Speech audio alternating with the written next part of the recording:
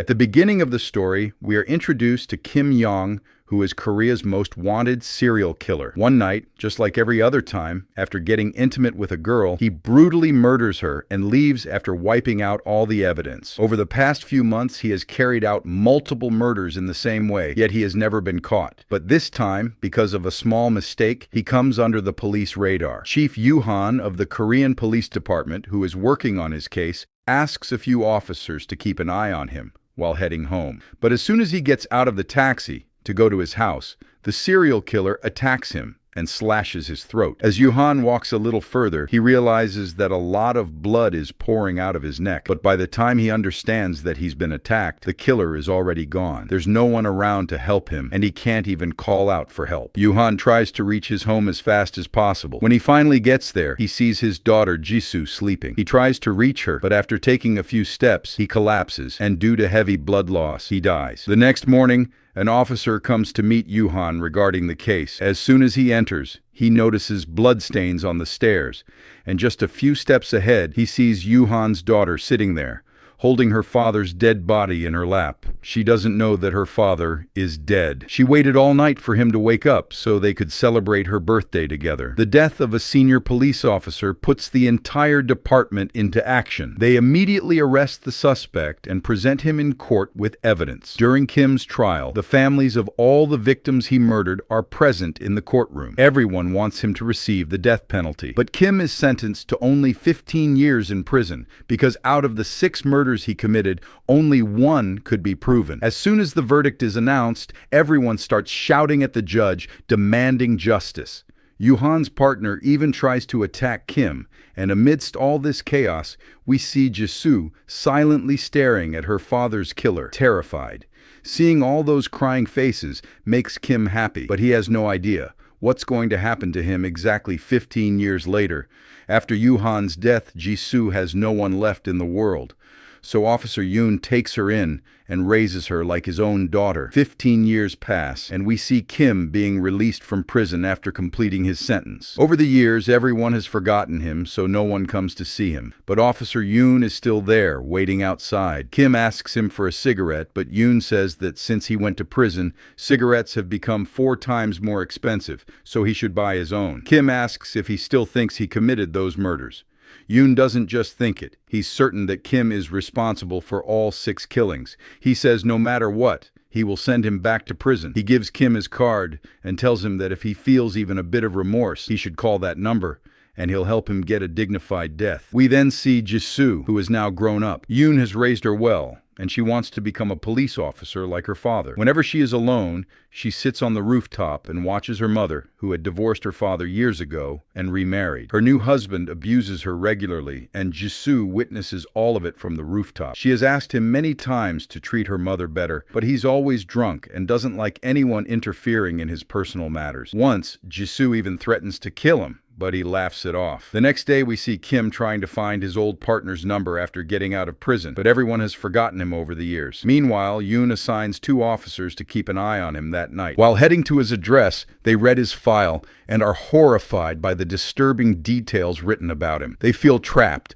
but can't disobey orders. That night, Kim pays a girl to spend time with him. While getting intimate, he has multiple urges to kill her, but after spending 15 years in prison, he has changed. He doesn't want to go back to jail, so he lets her go after they're done. Still, he behaves rudely with her, so she leaves angrily and tells her boyfriend she barely escaped death. Soon after, the 2 officers also arrive. Meanwhile, we see Jisoo secretly watching Kim. The girl's boyfriend steps outside to relieve himself, but while he's peeing, another man comes and stands next to him, intentionally urinating on his shoes. This angers the boyfriend, and just as he's about to attack, the man slashes his artery with a sharp blade. He then brutally murders the girl as well, puts their bodies in a car, and leaves. The next morning, the police find their bodies and immediately suspect Kim, since he was just released. However, the officers confirm that he never left his room that night, and there's no CCTV footage of him. Kim is brought in for questioning. Yoon asks why he killed them, but Kim says they've got the wrong guy and claims he was watching TV all night. He even offers to write a detailed report of everything he watched. He says someone is trying to frame him. Kim asks about the informant who gave evidence against him 15 years ago, but Yoon refuses, saying he won't let him kill that person. Yoon, furious, kicks him because he is sure Kim is guilty, but can't prove it. While leaving the station, Kim bumps into Jisoo. He gets angry at first, but then helps her up and notices her ID card before leaving. After he's gone, Jisoo goes to the bathroom and washes her hands with bleach because she feels contaminated. Outwardly, Jisoo seems like a normal girl, but in reality, she has been collecting evidence for 15 years. One night, while sitting on the rooftop, she sees her stepfather beating her mother again. This time, he crosses all limits. Enraged, Jisoo confronts him and knocks him down the stairs. She doesn't stop there. Believing that if a serial killer can roam free after killing innocent people, she has the right to kill monsters like him. She smashes his head with a stone and kills him. The next day, Kim sees Yoon asleep in his car while keeping watch. He mocks him and goes for a jog. On the way, he sees a crowd gathered around something. It's the dead body of Jisoo's stepfather. Kim is confused about who is behind all this. Then he notices someone staring at him from a distance. He chases the person into the woods, but they disappear. It's Jisoo, who barely escapes. When Jisoo's mother learns about her husband's death, instead of feeling relieved, she breaks down, believing he didn't deserve such a painful death. Meanwhile, Yoon asks his senior to arrest Kim, but without solid evidence. They can only keep him under surveillance. We are then introduced to the second killer, Min-soo, who runs a meat shop and lives like a normal person to avoid suspicion. But his true motive remains unclear. One night, he sneaks into Kim's apartment. As he's about to stab Kim, he realizes Kim isn't where he thought. When he checks the bathroom, Kim attacks him with a knife. Min-soo doesn't even flinch. Kim realizes he's dealing with someone equally dangerous. Just then, Yoon arrives and Min-soo escapes. The next day, Jisoo goes to see her mother, but finds her dead. She has committed suicide by drinking fennel, and her body has been there for days. Jisoo breaks down, realizing the consequences of her actions. Meanwhile, Kim calmly eats at a restaurant, which enrages Yoon. He dumps a lot of chili into Kim's food, but Kim continues eating unfazed. Kim reveals that Yoon was responsible for Yoo-han's death because he failed his duty that night. Enraged, Yoon beats him up, but another officer stops him. Kim hints that he has killed far more people than the police know, and they'll never find the bodies. Meanwhile, Jisoo connects the dots and realizes there are two killers based on the different murder patterns. Eventually, it's revealed that Min-soo is Kim's childhood friend who framed him years ago because of a love triangle involving Kim's girlfriend.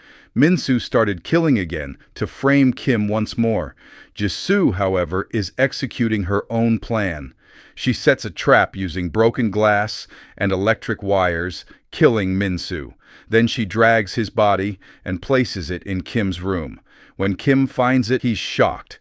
Before he can react, Jisoo attacks him, stabs him, and puts a leash around his neck, choking him. She could kill him, but leaves him alive. Later, the police find multiple bodies in Kim's apartment, including Min-soo's. Kim escapes, killing another victim on the way. The police put a bounty on him, and his posters are spread across the city. Jisoo is happy, believing he'll be caught soon, but Kim contacts the media to prove his innocence. Meanwhile, Jisoo prepares for her final move. She confronts Kim in a park, calmly swinging. She tells him they both deserve punishment. Then, right in front of him, she hangs herself using a leash. The police arrive and arrest Kim, who is left in complete shock. With all the evidence pointing towards him, Kim is sentenced to death. The victims' families finally get justice. Later, Yoon realizes that Jisoo sacrificed herself to ensure Kim's conviction, and with that, the story comes to an end.